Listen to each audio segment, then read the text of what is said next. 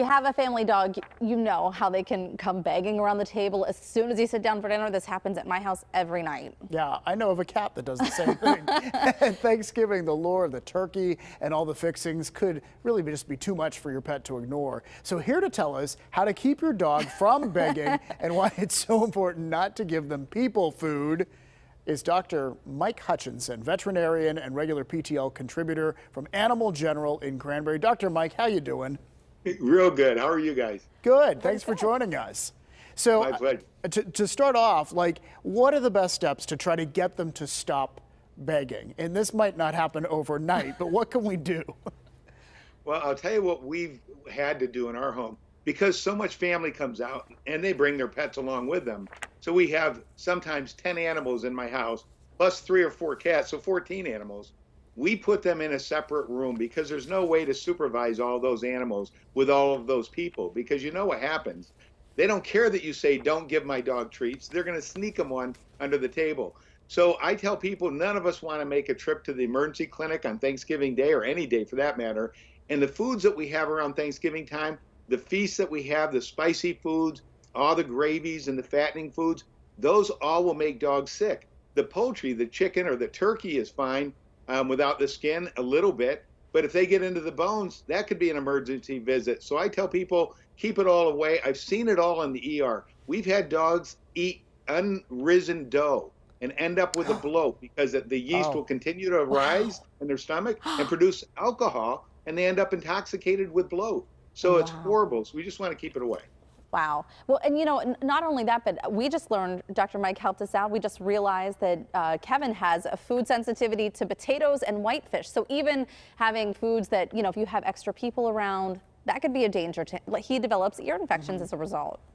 Absolutely. You know, French fries, potato chips, anything with potato in it could cause trouble. And so I'm of the mind that we can't depend on our guests. We have to depend on our own vigilance.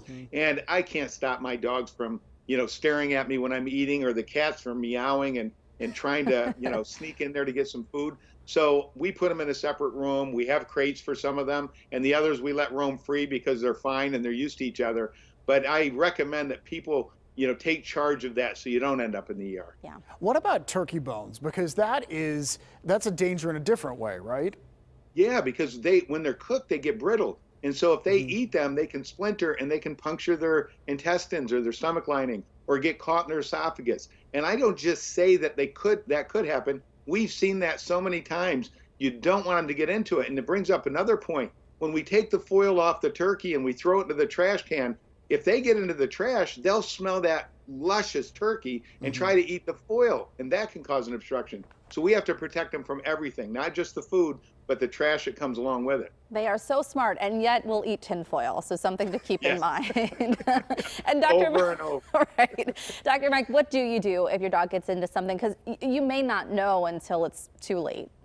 Yeah, you always want to have an emergency number on hand, because most general practices are closed. And if someone were to call my practice and we were closed, we have a recording with the emergency numbers on it. But it's nice to have that on hand, because it doesn't waste time that way. The emergency clinics are very, very busy on these holiday hours, and so you just want to know where they are, how quickly, or how to get a hold of them quickly.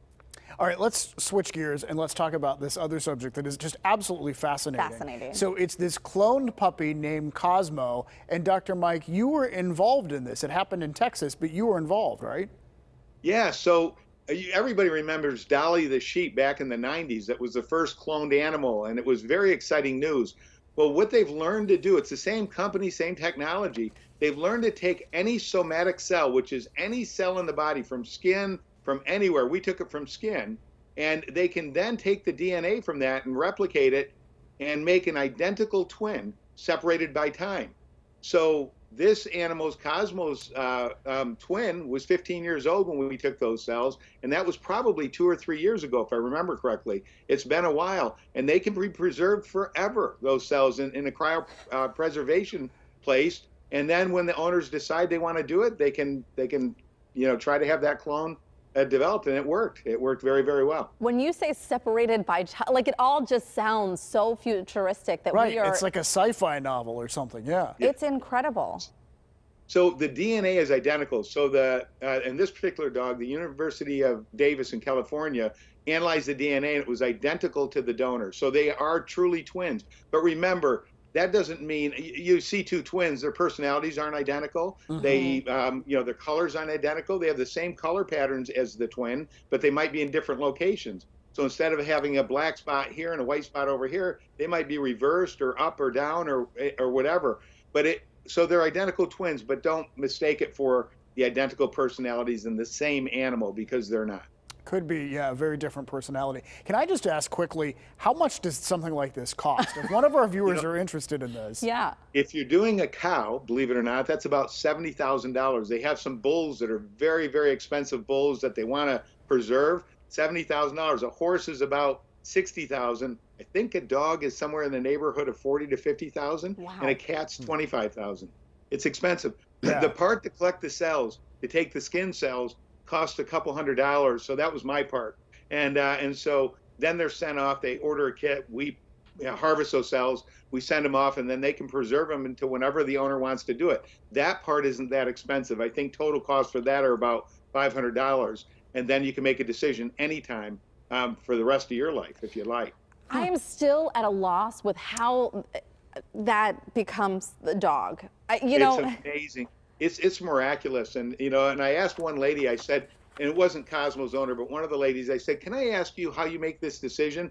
And she said, sure you can, Dr. Mike. She said, I was saving up, and when I turned 50, I was going to buy my red Corvette. And she said, I decided I'd rather spend that money on my dog, and this was even less expensive. Wow. Oh, Wow. What a I said, story. well, that was All great right. rationale. Dr. As Mike. always, you are fascinating, Dr. Mike. Thank you. You're welcome. Happy Thanksgiving. Happy Thanksgiving. And for more of Dr. Mike's helpful pet advice, you can visit him at his practice, Animal General in Cranberry Township. And watch for him as a regular PTL contributor. You will also find him on KDK Radio, his podcast, and he's on Facebook too. Very busy guy. He is.